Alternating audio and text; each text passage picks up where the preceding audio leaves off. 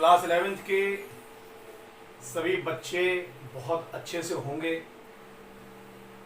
मैं ये आशा करता हूँ आप घर पर होंगे, सुरक्षित होंगे और लगातार गेम खेलने का काम तो कर ही रहे होंगे।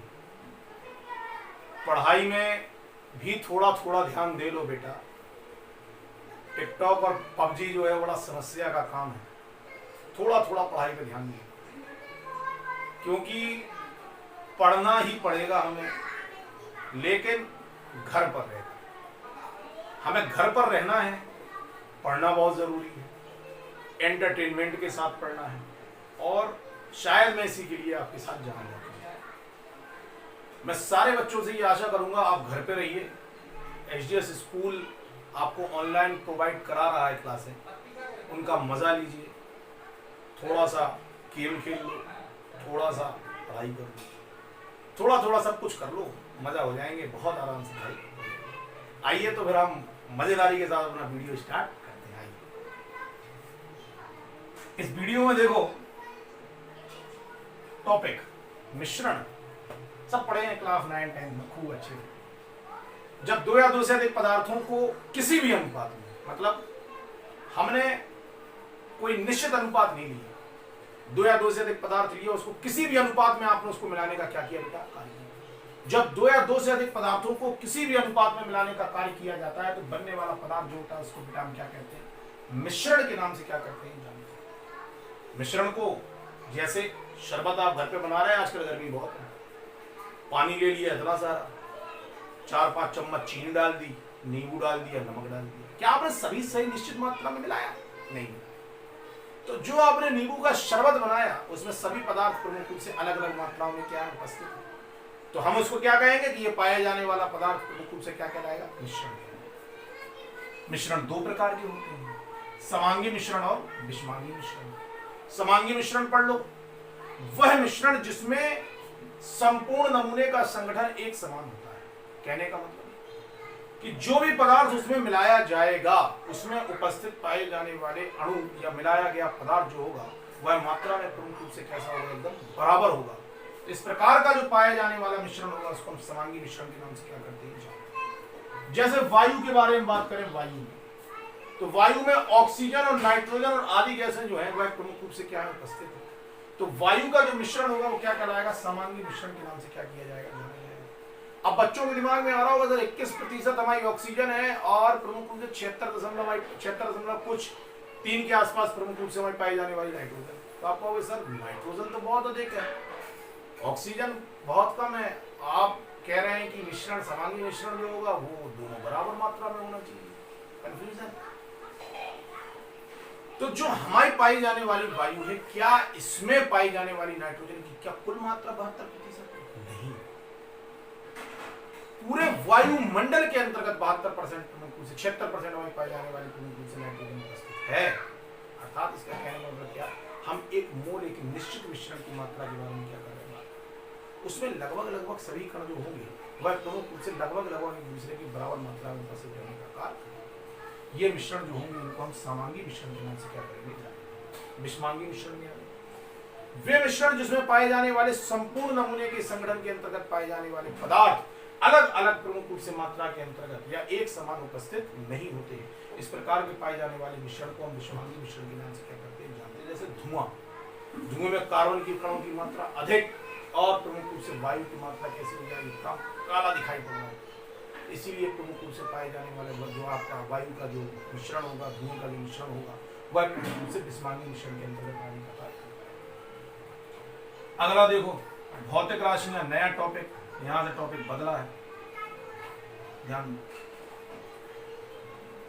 भौतिक राशि के बारे में बात करें तो वे राशियां जिनको हम आसानी से मापने का कार्य कर सकते हैं, जिनके एक निश्चित मात्रा को उपस्थित रहने का कार्य करते हैं। इस प्रकार की पाई जाने वाली राशियों को हम भौतिक राशियों के नाम से क्या करते हैं, जिनको हम माप सकते हैं। लंबाई को हम माप सकते हैं, चाल को हम माप सकते हैं, वेग को हम माप सकते हैं। जिनको हम माप सकते हैं उनके अंतर्गत पाई जाने वाली राशियां जो होंगी उनको हम प्रमुख रूप से बेटा भौतिक राशियों के नाम से क्या करते हैं, लिखा है।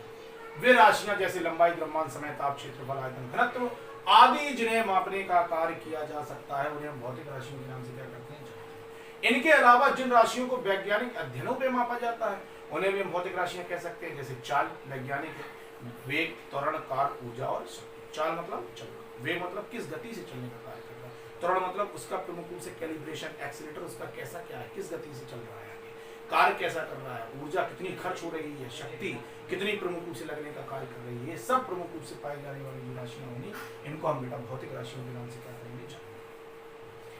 अगला आता है मापन की पद्धतियां।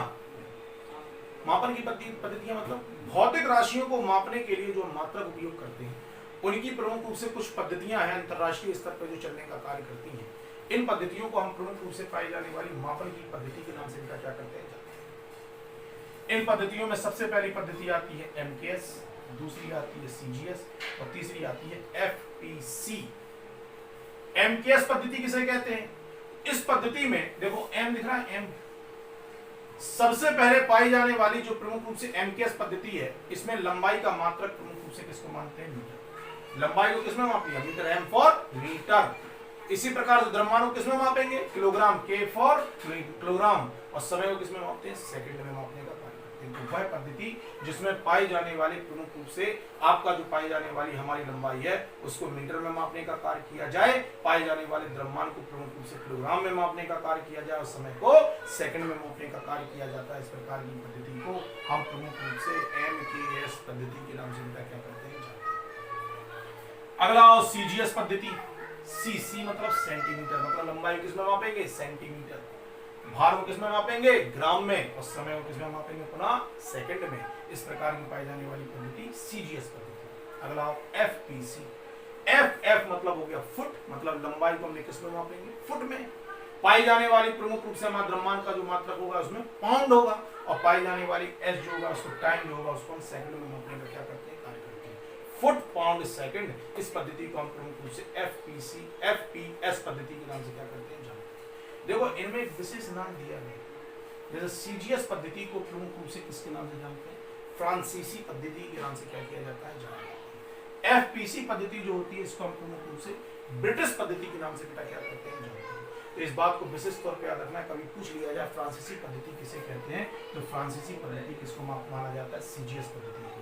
पूछ लिया जाए ब्रिटिश पद्धति किसे कहते हैं, तो एफपीएस पद्धति को हम प्रमुख रूप से ब्रिटिश पद्धति के नाम से क्या करते हैं, जानते हैं। तो मापन की कितनी प्रमुख रूप से पाई जाने वाली पद्धतियां हैं, तीन। कौन कौन सी, एमकेएस, सीजीएस और एफपीसी। एमकेएस में पाई जाने वाली प्रमुख रूप से जो हमारी पाई जाने वाला द्रव्यमान होगा, पाई जाने वाली पहले लंबाई होगी इसको मीटर में मापेंगे, द्रव्यमान को किलोग्राम में, और पाई जाने वाले समय को सेकंड में। इसी प्रकार से सीजीएस में पाई जाने वाली लंबाई को मापेंगे सेंटीमीटर में, द्रव्यमान को मापेंगे ग्राम में, और समय को मापेंगे सेकंड में। एफपीएस पद्धति में पाई जाने वाली प्रमुख रूप से लंबाई को मापा जाएगा फुट में, पाई जाने वाली प्रमुख रूप से जो हमारा द्रव्यमान होगा उसे मापा जाएगा पाउंड में, और समय को मापा जाएगा सेकंड में। इस पद्धति को एफपीएस पद्धति के नाम से क्या करते हैं, जानते हैं। सीजीएस पद्धति को फ्रांसीसी पद्धति के नाम से और एफपीएस पद्धति को ब्रिटिश पद्धति के नाम से क्या किया जाता है, जाना जाता है। चलो भैया आगे ले चलो, चलो बड़े चलो, आगे की स्लाइड में देखो, ये आ गया भाई। ये टॉपिक बड़ा अच्छा टॉपिक है और इस चैप्टर के सबसे इंपॉर्टेंट टॉपिकों में से ये आते हैं। एफपीएस पद्धति के बाद हम यहां पे अब जो बात करेंगे,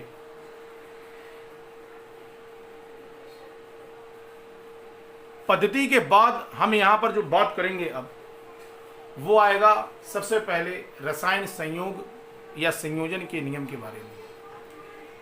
18वीं शताब्दी में रसायनज्ञों मतलब जो केमिस्ट होते हैं, केमिस्ट्री के जो ज्ञाता होते हैं, इन्होंने अपनी रासायनिक परिवर्तन का मात्रात्मक अध्ययन किया, मतलब एक निश्चित मात्रा को प्रमुख रूप से लेने का कार्य किया और उन निश्चित मात्राओं को लेने के पश्चात अपना एक नियम प्रमुख रूप से प्रदर्शित किया, जिसे हम रासायनिक संयोग के नियम के नाम से क्या करते हैं, जानते हैं। जैसे जल की एक निश्चित मात्रा ले ली, उसमें एक निश्चित मात्रा में नमक मिलाया, पानी मिलाया, तो इनकी एक निश्चित मात्रा के आधार पर इन्होंने क्रियाओं को कराना प्रारंभ किया, जिनके परिणामों के आधार पर रासायनिक संयोजन संबंधी 5 नियम इन्होंने प्रदर्शित करने का कार्य किया, जिन्हें हम रासायनिक संयोग के नियम के नाम से क्या करते हैं, जानते हैं। मतलब कोई क्रिया कैसे हो रही, समझना है इस चीज को, हमें समझना है। हमें यह समझना है, जैसे मान लो A प्लस B ने क्रिया की तो C प्लस D के निर्माण का बेटा क्या कर लिया, तो हम कितनी मात्रा लें A और B की कितनी मात्रा को लें कि वह प्रमुख रूप से C और D के निर्माण का क्या करे, कार्य करे। क्योंकि निश्चित मात्रा हम प्रमुख रूप से अभिकारक की लेने की क्या करते हैं, कार्य। अभिकारक समझ रहे हो, क्लास 10th में पढ़ा होगा। अभिकारक किसे कहते हैं, तो पाए जाने वाले वे पदार्थ जो किसी रासायनिक अभिक्रिया के अंतर्गत भाग लेने का क्या करते हैं, कार्य करते हैं, उन्हें हम प्रमुख रूप से अभिकारक के नाम से क्या करते हैं, जानते हैं। ये जो पाया जाने वाला पदार्थ होगा इसको हम प्रमुख रूप से पाए जाने वाले अभिकारक के नाम से क्या करते हैं, जानते हैं। अभिकारक को सबसे पहले जो अभिकारक होता है उसको हम सर्वप्रथम प्रमुख रूप से पाई जाने वाली रासायनिक समीकरण का तीर कहलाता है। इसका तीर, रासायनिक समीकरण का तीर। इस तीर में पीछे की ओर पाया जाने वाला भाग जो होता है बेटा इसको कहते हैं पूंछ, और जो पाया जाने वाला भाग जो होता है इसको कहते हैं सिर, या इसको हेड के नाम से क्या किया जाता है। तो जो पाए जाने वाले अभिकारक होते हैं वे पदार्थ जो किसी रासायनिक अभिक्रिया के अंतर्गत भाग लेने का कार्य करते हैं उनको हम अभिकारक के नाम से बेटा क्या करते हैं, जानते हैं। अब ये अभिकारक हमने प्रमुख रूप से लेने का क्या किया है, कार्य किया है। तो रासायनिक अभिक्रिया में अभिकारक को सदैव प्रमुख रूप से कहां की ओर, पूंछ की ओर रखने का क्या किया जाता है, उत्पाद। रासायनिक अभिक्रिया में पाए जाने वाले अभिकारकों से बनने वाले जो पदार्थ होते हैं, अभिक्रिया के फल से वो अभिकारक से बनने वाले पदार्थ होते हैं, उनको उत्पाद के नाम से क्या करते हैं, C प्लस D प्रमुख रूप से पाया जाने वाला हमारे क्या है, उत्पाद, जिसको हम कहां की ओर रखने का कार्य कर रहे हैं, सिर की ओर प्रमुख रूप से उसको रखने का क्या करते हैं, कार्य। तो ये प्रमुख रूप से पाए जाने वाले हमारे अभिकारक और उत्पाद होते हैं। तो हम कितनी मात्रा अभिकारक की लें कि हमारा प्रमुख रूप से पाए जाने वाले उत्पाद की मात्रा बन जाए। तो 18वीं शताब्दी में वैज्ञानिकों ने सोचा कि प्रत्येक रासायनिक अभिक्रिया को कराने के लिए शरबत भी घर पे बनाना है तो पानी कितना चाहिए, शक्कर कितनी डालनी है, नींबू कितनी डालनी है, हमें पता होना चाहिए। ऐसा थोड़ी ना करेंगे कि पानी ले लिया 1 गिलास और नींबू शक्कर मिला दिया, उसमें क्या कहते हैं आपने, क्या कहते हैं, मान लीजिए 2 गिलास, बनेगा शरबत? नहीं बनेगा, अभिक्रिया ही नहीं होगी। तो अब मात्रा पता होनी चाहिए कि नहीं। जैसे 1 गिलास मान लीजिए हमें शरबत बनाने का काम करना है तो 1 चम्मच उसमें हमें शक्कर, थोड़ा सा नींबू, थोड़ा सा नमक डालने का क्या करना है, कार्य करना। तो एक अभिक्रिया करा रहे ना, नींबू के पानी का आपने शरबत बनाया, ये एक रासायनिक अभिक्रिया है। इस रासायनिक अभिक्रिया में कितनी मात्रा में है अभिकारक, मतलब जो इस अभिक्रिया में भाग ले रहे हैं, जैसे पानी हो गया, नींबू हो गया, शक्कर हो गया, नमक हो गया, हम इनको कितनी मात्रा में मिलाएं कि हमारा जो परफेक्ट सॉल्यूशन उत्पाद के रूप में हमें नींबू का शरबत क्या हो जाए, प्राप्त। ठीक, तो 18वीं शताब्दी में वैज्ञानिकों ने यही सोचा कि यार हम कितनी मात्राओं को लें, ऐसी कितनी मात्रा को लें कि निश्चित अनुपात में पाए जाने वाले पदार्थ के निर्माण का कार्य। इसी को स्पष्ट करने के लिए वैज्ञानिकों ने प्रमुख रूप से पाए जाने वाले 5 नियमों को प्रस्तुत करने का क्या किया। इनमें से सबसे पहला नियम जो हमारे पास है, वो सबसे पहला नियम जो हमारे यहां से निकल के आता है वो आता है द्रव्यमान संरक्षण या द्रव्य की अविनाशिता का नियम। इस नियम के बारे में हम आगे की ओर चर्चा करेंगे, लिखा हुआ है लेकिन आगे की ओर चर्चा करेंगे। थोड़ा थोड़ा पढ़ो, मध्यम मध्यम गति गच्छामि, तेजम तेजम नहीं। हम हमेशा कहते हैं धीमे धीमे चलो तो सब कुछ मिल जाएगा, तेज भाग जाओगे सब कुछ मिल जाएगा। तो मध्यम मध्यम गति गच्छामि, तेजम तेजम नहीं। उतना ही पढ़ना है जितना हमें समझ में आ सकता है, जितना हमें उसको याद करना है। इसी आशा के साथ मैं आपको पुनः उपस्थित होऊंगा, पुनः आपके सामने प्रमुख रूप से मिलूंगा। तब तक के लिए बहुत बहुत धन्यवाद, बहुत बहुत आभार आपका। Thank you.